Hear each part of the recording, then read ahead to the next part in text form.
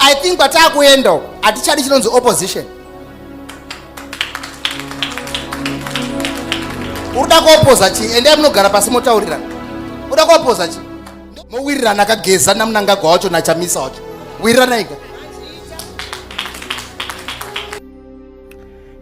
Kusangana kwatikuita zvakare pachannel ino, channel yeZim Witness TV, pandinodzoka nema-updates akasiyana-siyana, uye ndinoti kana kari kekutanga kusvika pano ndinokumbira kuti ungobaya button rekusubscribe, then turn on the notification bell kuitira kuti usarasikirwe neevry update yandinodzoka nayo pano nguva nenguva. Ladies and gentlemen, I'm back again with another Zimbabwean politics prophecy yabva iyo kuna Apostle S. Garwi. Vari kutaura ivo kuti Zimbabwe kuti iende mberi haisi kutomboda kana opposition party, chingoripo apa panongoita transitional government potsvagwa munhu 1 achange achitonga Zimbabwe pasina kuti anobva kubato ripi. But sekuziva kwangu personally muZimbabwe zvinotinetsei izvozvo, asi kana zvataurwa nemunhu waMwari tinongoti ose machena, tisingazive zvedu kuti izvi vanenge vapiwa pamweya here oro mufungiro wavo kana kuti maonero avo semunhu wenyama. So ladies and gentlemen, I want you to watch this prophecy ya Apostle Garwi vachitaura about the future Zimbabwe. But kana mapedza kuona this video, let's meet in the comment section muchitiudzawo zvamunofunga nemaonero enyu pamusoro pe this prophecy. Church regai tionesane, people are struggling, people are suffering. Regai ndipe disclaimer, today is not a prophetic service. God told me something about America, but ndakati, why talking about America now? Tisatapedza zvekaruwa. Ngatimbomira zvaAmerica. I was not fighting with God. Then God said, all right, it's okay. Kana wadaro chikaunda 16 to 22. Mswa 16 June to 22 June. Pane zvinochiitika ipapa. Okay. So today is not a prophetic service. But after 22 June, ndozere kune vamwe vanogona kunyepa, hey, rapture yako ya, I'll tell you, chichasaka kuti isauya, tisikazikana na umwana. I'll tell you. Yeah, rapture, I'll tell you after 22, after this one. Bosi papacho sango bata zimu, sisa zvaitika, izvika zvimboitika. Anditi, so ndakupa ine date, anditi. Ipapa rachati, mujekesi, ndakujekesera. So this is not a prophetic service. But mchafara 16 June anodi kusvika pa 22 my events arenga chingodi asingoita unfold. One good example, ndakakuudza kuti mfana wamunochemera hasi yapinda nditi matukirwa ndiri kuitwa nani, ndiye wamunoda bali Mwari akamuramba. Munoda Dabina Shama bali Mwari wakatoda David.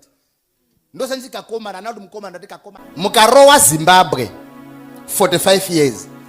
Muchatiwo nemwana weZimbabwe, nemudzimai weZimbabwe, nekamuzukuru keZimbabwe. Uri kuona ere wanyadzisa nyika yese nekurwa kwenyu ana 45 years.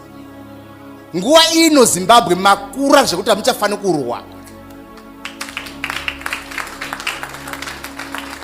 Maakufana kuchigara pasi moti toita sei kuti nyika isumuke. Zvakuda to preach to each other, not collar. Mbobata mwana wakakora. Awakaona somutarisa usazonyanya kuita sokuti mwana unofana kuziva pana mudzimai ndika gadzira unofana kuziva pana mudzimai, it's okay. Tikadai musakangana ndo zviri kupa noise kuma social medias because mwana ari kuchema kuna amai kuti baba ona zvaanoitwa, mama ari kuchemawo kuna mama kuti rekedzai baba. Saka kunoti uyu ari kusapota uyu achisapota uyu, but mese muri vanai munhu wani.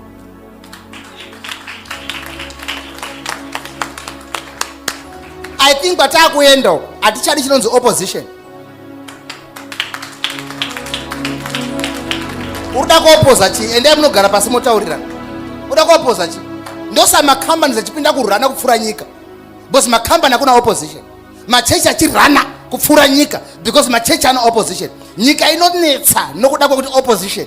Tinoona kuwana kupandukira kuti inyaya yeopposition, inyaya yeopposition nekuti muripo atichadi chinonzi opposition. Alright, adzirane ere nyika dzina opposition? Akuna ere nyika dziri kurana dzina opposition? Zimbabwe ere muchakatsonga kuti mungakwanisa kurana muchiwirirana. Makabatana makola chiwirirana ika. Mogadzira government yenyu, transitional government, government national unit. Mowirirana ka Geza na Mnangagwa wacho na Chamisa wacho. Wirirana ika. Handizve. Then mawirirana chibva ipapo ka muchi nonga 1 wa mawirirana. Chisodereko kwemi. Kudeo. Kudeba msura munhu wamwari. Ezvi muchiisa uyu ka. Then taakuti step father nemwi baba ini karuwa pabhashi.